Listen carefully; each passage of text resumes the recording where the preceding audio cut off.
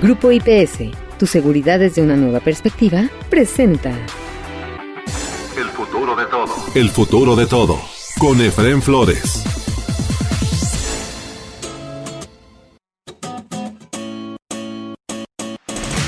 Bienvenidos a El futuro de todo, el podcast que ve hacia adelante. Porque México tiene que ver ya la nueva realidad que imprime en cada uno de nosotros este maravilloso siglo XXI. Soy Efraín Flores, dándoles la bienvenida a un capítulo más de El futuro de todo. El futuro de todo. El futuro de todo. Con Efraín Flores. Gonzalo Peón cuenta con maestría en Ciencias Sociales con la especialización en Diseño Urbano y Ciencias Sociales de la London School of Economics. También está diplomado en Políticas Ambientales y es licenciado en Relaciones Internacionales. Ha trabajado en proyectos de gobernanza, planeación e infraestructura de ciudades, de política y regulación ambiental y de cooperación internacional, así como de administración urbana por más de 10 años. A la fecha es director del programa México de ITDP o Instituto de Políticas para el Transporte y el Desarrollo, organismo internacional sin fines de lucro que promueve el transporte sustentable y equitativo a nivel global. ITDP promueve la reducción de las emisiones de efecto invernadero, la contaminación ambiental, la pobreza e impulsa el mejoramiento de la calidad de vida de los ecosistemas urbanos donde tiene presencia. El trabajo de Gonzalo en ITDP ha sido relevante para hacer realidad las innovaciones en política pública, como la Ley General de Cambio Climático para México, Visión Cero para la Juventud, Manual de Calles, Diseño Vial para Ciudades y Reforma de los Estacionamientos, entre otros temas. Bienvenido, Gonzalo, a El futuro de todo. En términos generales, Gonzalo, ¿es privativo de México o a qué se debe el crecimiento desmedido irregular de las grandes zonas metropolitanas como Guadalajara, Monterrey y megalópolis como la zona metropolitana de la Ciudad de México y también Tijuana? No es privativo de México. En la explosión de las ciudades y ese crecimiento de manera desordenada es algo que ha pasado en casi todo el mundo y obviamente en distintas épocas, ¿no? Este crecimiento de las ciudades suele acompañar al crecimiento económico, ¿no? Con la urbanización tiende a crecer también la economía, ¿no? Al migrar las personas del campo a la ciudad. Ahora está pasando en el mundo en desarrollo. En México, ya como país de renta media, pues lleva un poquito en la delantera de algunas ciudades donde estas tendencias son ahora mucho más grandes, ¿no? Como es el caso de las ciudades africanas. Sin embargo, sí hay algunos elementos que podrían ser característicos de la explosión urbana desordenada de México. Principalmente dos. El primero tiene que ver con que algo que evitaba la explosión urbana en México tiene que ver con el suelo no se podía vender libremente, particularmente el suelo de propiedad ejidal o comunitaria. Entonces, el tipo de suelo, cuando estaba alrededor de las ciudades, por ser tan complicado jurídicamente, evitaba que se desarrollara. Cuando se hizo la reforma a los ejidos, ¿no? En la Constitución, y estos se pueden desincorporar y vender, lo primero que se vende y cambia es el suelo que está alrededor de las ciudades y junto a las playas, ¿no? Porque esto es un valor muy alto. Eso es una característica que tiene que ver principalmente con México, pero también hay otra fundamental que tiene que ver con la política del Infonavit desarrollada entre el 2000 y el 2018, que esta teoría, este Instituto de Vivienda para los Trabajadores, generó muchísimos bloques de densidad habitacional desconectados entre sí y muy lejos de las oportunidades laborales, de educación o de salud.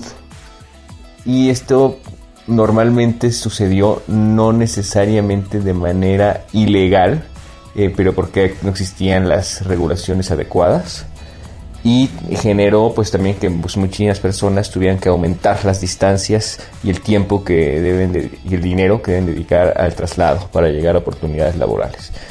Un efecto de esto es, por ejemplo, que haya unidades habitacionales del Infonavit, por ejemplo, en el municipio de Zumpango, con 40% de abandono. Y esto se replica en distintos lugares del país, no solo en las ciudades tan grandes que tú mencionas, como Ciudad de México, Monterrey, Guadalajara, Tijuana, sino en todo el país, así en ciudades más grandes. De hecho, hay un reporte de guerra que trabaja en la Universidad de Pensilvania, muy interesante al respecto. Y hay trabajos fundamentales para entender esto de Pavo Monconen, que estudia las ciudades mexicanas desde UCLA. Y él crea el concepto de la ciudad dona. Que la ciudad dona, pues básicamente es esto donde están estos bloques de densidad desconectados entre sí en la periferia de las ciudades. Y entonces la gente tiene que recorrer grandes distancias sin infraestructura para poder llegar a estas oportunidades económicas o sociales o culturales. Y esto pues genera distintos problemas en las ciudades de México. El abuso de transportes, el caos de distancias entre zonas habitacionales y de trabajo, lógicamente que también afectan. Pero ¿cómo se puede corregir todo esto? Por un lado, es necesaria mayor inversión en transporte público. Y en ciudades tan grandes como la Ciudad de México tenemos que invertir ampliamente en transporte masivo. Por otro lado, estos bloques de densidad de las unidades habitacionales en particular son peores para las oportunidades que los predios que se dieron por invasiones u otro tipo de fenómenos sociales un poco más orgánicos, porque son predios cerrados. Entonces, al tener solo una entrada y salida, no están conectados entre la red vial. Entonces tenemos una red vial fragmentada, lo cual implica que las personas tengan que dar muchas vueltas para llegar, por ejemplo, a donde pasa el camión y situaciones de este tipo. Entonces, y no se integran con la red, y lo mismo aumentan el tráfico, ya que generan embudos porque dirigen a todos los viajes por los mismos puntos. Entonces también otra de las medidas tendría que ser fortalecer la red vial, surcirla de alguna manera, ya que está fragmentada o cortada. Y también al revés, que esto tendríamos que estar pensando en llevar oportunidades económicas, de salud y educativas alrededor de estos puntos. Hay algunas iniciativas, tanto de gobiernos locales, nacional u organizaciones sociales, que están tratando de hacer esto también para revertir el abandono de las casas, ¿no? Este abandono de las casas pues puede ser brutal y generar una serie de problemas que no solamente tienen que ver con la movilidad, sino también con la seguridad de las personas y con la economía de las ciudades. Gonzalo, paso directo al tema de el futuro de todo. Ustedes en ITDP tienen un proyecto modelo que será el piloto para el desarrollo de la Ciudad de México a partir del 2035. Me refiero al Corredor Reforma aquí en la Ciudad de México. Platícanos al respecto. En el Paseo de la Reforma. Es muy interesante que esto exista, ya que es un tipo de política pública, los planes de movilidad institucionales, que se hace para centros de trabajo que traen a 100 personas o más, y que son obligatorios en algunos países del mundo, y que las autoridades han visto como algo interesante para gestionar la demanda de viajes. Esto ha adquirido mayor importancia en el entorno de la pandemia, porque un regreso más ordenado al trabajo puede ser también un regreso con menos contagios. Y también hay una situación que hay que saber qué hacer y cómo programar o atender estos viajes, y también hacerlo de manera coordinada. No es lo mismo que una empresa trabaje por sí misma a que 5, 10, 20 empresas que traen a 5, 100 o 10,000 trabajadores en conjunto puedan agregar los orígenes y los destinos. De esta manera, soluciones como vanpooling, carpooling, transporte público se hacen mucho más rentables o inclusive viables. También hay una gran oportunidad porque hay muchos viajes de 5 kilómetros o menos que podrían hacerse con movilidad activa, ya sea caminando, corriendo o en bici, si las empresas pusieran soluciones que tienen que ver con facilitar estos viajes, ¿no? Como duchas en el trabajo, prestar bicicletas, o simplemente capacitar y abrirles el mundo de la bicicleta y de caminar la ciudad a algunas personas que no han estado expuestas a esto y que no son conscientes de que los tiempos de traslado pueden ser inclusive más veloces que con vehículos particulares. En este sentido, Reforma y las empresas que están ahí están teniendo un papel de liderazgo y de vanguardia en México, y que yo creo que poco a poco se irá repitiendo en distintos clústeres de trabajo alrededor del país. Esto también es importante para las empresas que tienen soluciones de transporte personal, o que acercar a las personas a sus centros de trabajo, a sus sedes, puede ser un problema. ya que muchas soluciones son caras o difíciles de implementar de manera aislada, pero la agregación permite soluciones mejores y más baratas. Las nuevas tecnologías de transporte, ¿las ves factibles en estas megaciudades mexicanas? Vaya, mientras no se le dé prioridad al tema de la infraestructura importante como la urbana, la interurbana, los trenes eléctricos interurbanos como el Ciudad de México a Querétaro o a Monterrey, o trenes que conecten todos los suburbios con la zona centro de la Ciudad de México, es imposible pensar en tecnologías. ¿Qué opinas? Máxime con la llegada de los automóviles eléctricos, la automatización vehicular, entre otros temas. Estamos viviendo en México y en el mundo 3 revoluciones en el transporte en las zonas urbanas. Una de estas revoluciones tiene que ver con la electrificación. Esta electricidad como fuente de energía del transporte público y privado está creciendo exponencialmente, y esto está relacionado también con la reducción en el costo de las baterías, así como en el aumento de su capacidad, que está ayudando a propulsar desde buses hasta mototaxis en distintas partes del mundo, y vamos a ver cómo esto también está pasando en México. Inclusive pues, tuvimos unas bicicletas eléctricas de Uber Jump por un tiempo aquí, y una empresa mexicana, Desva, que tiene presencia en Ciudad de México y en Playa del Carmen, también está teniendo pues, bicicletas eléctricas para atender una demanda de viajes de alrededor de 5 kilómetros en zonas con alta concentración de oportunidades económicas. En el transporte público, pues vemos los nuevos trolebuses chinos que llegaron al eje central, y también ya estamos viendo pruebas de buses eléctricos en la línea 3 del Metrobús, que creo que pronto se electrificará, y espero que la 4 también, y algunas más. Y lo mismo está pasando en distintas ciudades del país y en todo el mundo.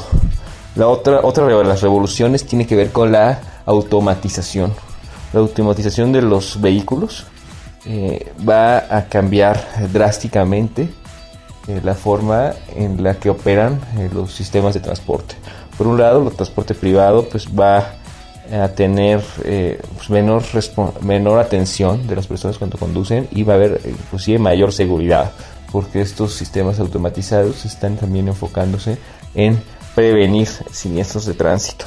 Pero también va a tener un efecto en el mercado laboral, ¿no? ¿Qué va a pasar con las personas que trabajan hoy en día en el sector transporte y que conducen, ¿no? Que digamos es el mayor número de personas empleadas del sector transporte? Tiene que ver con quienes conducen soluciones de transporte individual, como los taxis, o colectivo, como todas las opciones de transporte, que hay desde una combi hasta un camión. Esto pues va a afectar y cambiar muchísimo el panorama laboral, el panorama de seguridad vial y muchas cosas más. Y México pues no va a ser la excepción de este cambio tecnológico. Probablemente no va a llegar tan rápido como en otros países, ¿no? Porque tiene que tener una infraestructura y algunas otras soluciones más. Sin embargo, pues hay algunos países del mundo en un desarrollo que también están avanzando en tecnologías similares, o que también tienen pasos previos para esto, que tiene que ver con la información de las redes de transporte y de los viajes, ¿no? Así como vemos avances de esto, por ejemplo, en muchos países africanos. Yo no creo que México vaya a ser la excepción, tal vez sea un adoptador tardío de esto, pero sí es algo que va a pasar, y que hay que estar previendo para que los golpes no sean tan fuertes y que las oportunidades de mejora del sistema de transporte puedan ser aprovechadas.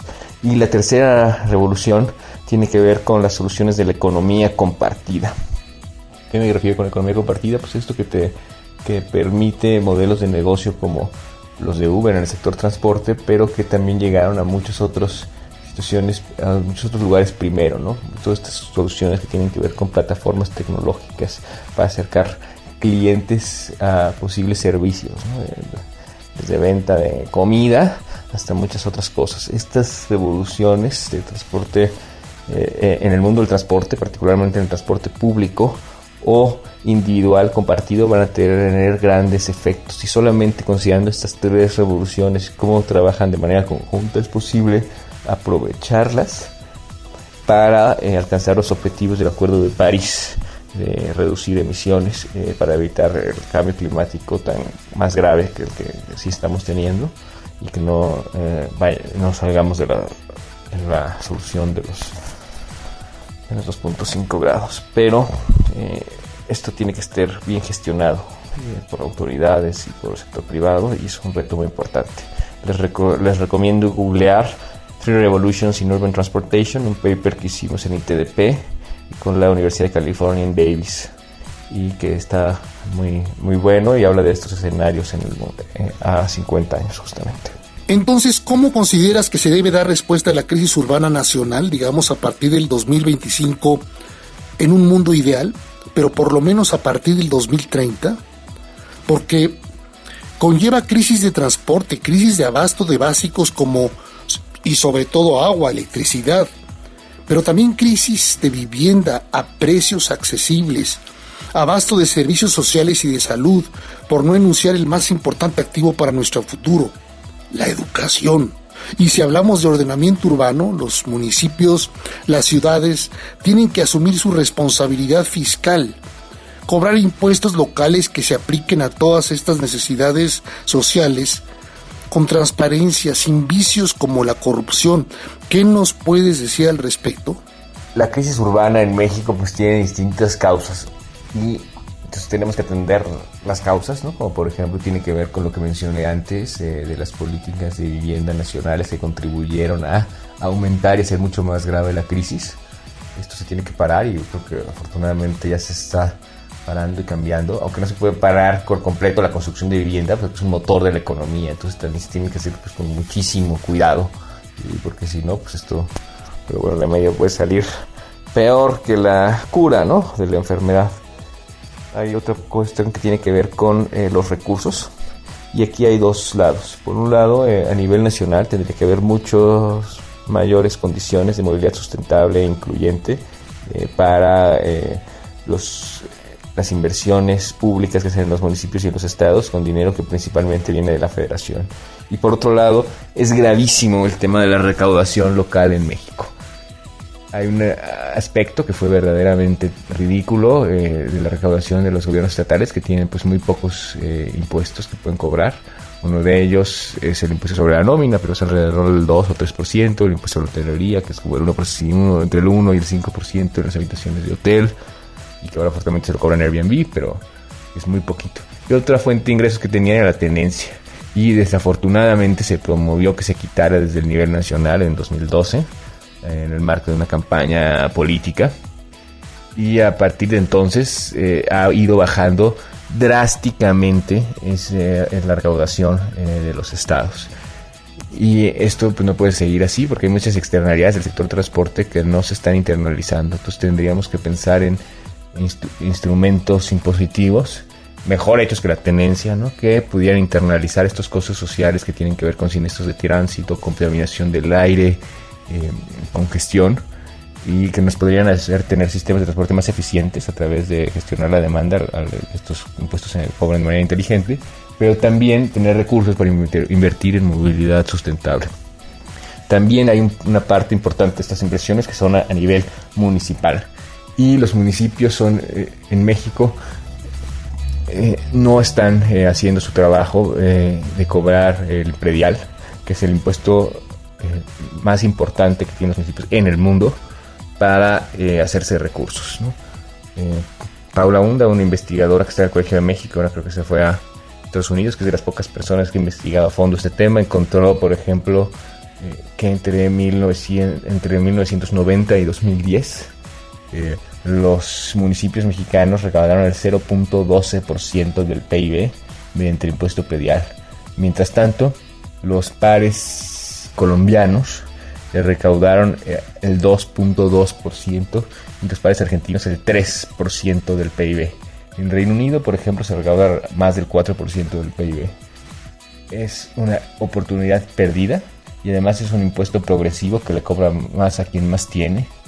Y entonces pues tendríamos que hacer o promover reformas y mejoras a cómo se cobra este impuesto. Hay municipios que están haciendo su trabajo, el caso de Querétaro y Corregidora, que están a la vanguardia en esto, pero aún así hay mucho trabajo que hacer al respecto. Y esto, pues obviamente esos recursos adicionales, una parte de ellos pues tiene que invertirse en movilidad urbana sustentable. Gonzalo, ¿qué más nos puedes decir sobre el tema de movilidad, transporte urbano y el futuro para todos rumbo al periodo 2030 a 2050?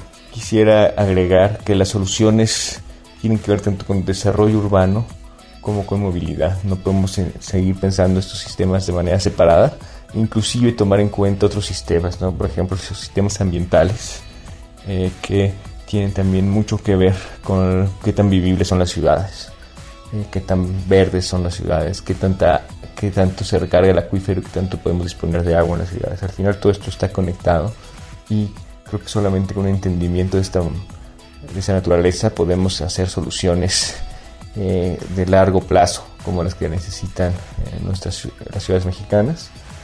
Y creo que hay algunos ejemplos que podríamos tomar de distintos trabajos, ¿no? En Guadalajara hay avances interesantes en la coordinación metropolitana que necesitan, por ejemplo, verse también reflejados en el marco nacional. Necesitamos una reforma a la Constitución para que reconozca las zonas metropolitanas.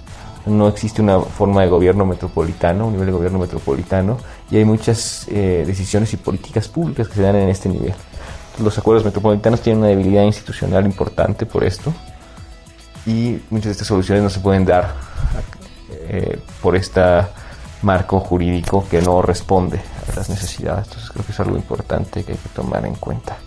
Por otro lado, el punto de la inversión, que lo he dicho muchas veces, necesitaríamos tener una inversión alrededor de 10 veces más de la que tenemos actualmente en movilidad urbana sustentable para poder combatir las externalidades del sector transporte y poder contribuir a alcanzar las metas del Acuerdo de París. Entonces también es fundamental, y hay un tema de corresponsabilidad entre estados, municipios y federación al respecto que se tiene que sobrellevar. Y el tercer mensaje que ver es que la tecnología es fundamental, pues la tecnología tiene que tener un objetivo común, un objetivo de beneficio colectivo de la sociedad, y esto entra en juego tanto el gobierno como la regulación como la iniciativa privada. Entonces necesitamos encontrar estas fórmulas que nos permiten avanzar con la inversión privada, pero con una buena regulación y una buena supervisión de esa regulación a distintas tecnologías, desde la electrificación, la automatización y las soluciones de economía compartida o de modos colectivos gestionados por plataformas. ¿Te preocupa tu seguridad o la de tu empresa? ¿Necesitas oficiales de seguridad, protección ejecutiva, monitoreo personal o vehicular? No te preocupes. Con Grupo IPS, empresa mexicana en seguridad privada, tu seguridad desde una nueva perspectiva tiene lo que necesitas. Además, son especialistas en alarmas y seguridad electrónica. GrupoIPSMexico.com. Movilidad y más movilidad. El mapa del desarrollo humano y ambiental de los próximos 50 años así lo demanda. Más y mejor movilidad para todos los mexicanos. Visión de futuro, de largo plazo, visión mexicana al tiempo que norteamericana y global. Por supuesto que lo anterior demandará colaboración entre autoridades, empresarios, centros académicos, la sociedad civil, a través de sus ONGs nacionales e internacionales, el fomento de economías limpias, muy en particular las energías limpias y el transporte limpio. Oportunidades educativas y sanitarias que promuevan la movilidad e integración social de todos los grupos culturales, sociales, etnográficos nacionales. Eso nos lleva desde ya al rediseño de las zonas urbanas, donde nuestra urbanización entre en concordancia con distintos ecosistemas, la aplicación de modelos circulares económicos, de negocio y de trabajo, políticas para combatir el cambio climático, sistemas de vida integrales amigables con el medio ambiente y con el desarrollo humano, previsión y prioridad estratégica del abasto de agua, de energías limpias, modelos racionales de vivienda y zonas de empleo, todo respetando estrictamente los ecosistemas, insisto, y por si fuera poco, cumplir con nuestros acuerdos regionales, nacionales, globales, tanto estratégicos, de economías energéticas, de protección al medio ambiente y al cambio climático, de derechos humanos, así como otros a los que se sume nuestro país. Muchas gracias a Gonzalo Peón por su valiosa participación en este podcast de El Futuro de Todo. Si a usted le interesa conocer más sobre el trabajo de Gonzalo en ITDP México, visite el sitio www.mexico.itdp.org, www.mexico.itdp.org, que es el sitio oficial del Instituto de Políticas para el Transporte y el Desarrollo en México. Eso es todo por hoy en El Futuro de Todo, en México y de cara al mundo. La realización y producción de este podcast, El Futuro de Todo, está a cargo de Mario Díaz y su equipo en redes. Un servidor, Efraín Flores, se despide de ustedes esperando contar con su presencia en el próximo de nuestros podcasts de El Futuro de Todo. Grupo IPS, tu seguridad desde una nueva perspectiva, presentó El Futuro de Todo. El Futuro de Todo. Con Efraín Flores.